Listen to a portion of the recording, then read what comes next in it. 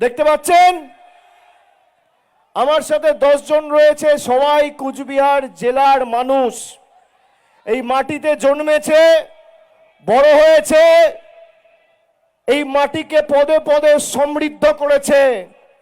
এই 10 জনকে বিজেপির দালাল ইলেকশন কমিশন আর মুখ্য নির্বাচন কমিশনার জ্ঞানেশ কুমার মৃত বলে ঘোষণা করেছে। আমাদের জল কল রাস্তার টাকা খালি নরেন্দ্র মোদী আর অমিত শাহ সরকার বন্ধ করে রাখেনি, আমাদের ভোটাধিকার কেড়ে নিতে চেয়েছে এই দিল্লির জমিদার আর বিজেপির জল্লাদরা। আগামীর লড়াই এদেরকে উপড়ে ফেলার লড়াই, এদেরকে বিসর্জন দেওয়ার লড়াই, এই ছাইপাস আবর্জনাগুলোকে সাফ করবার লড়াই। আমরা বাংলায় কথা বলে যদি বাংলাদেশি হই, নিশীথ প্রামাণিক, শুভেন্দু অধিকারী, দিলীপ ঘোষ, সুকান্ত মজুমদার কি ভাষায় কথা বলো, কি ভাষায় কথা বলো?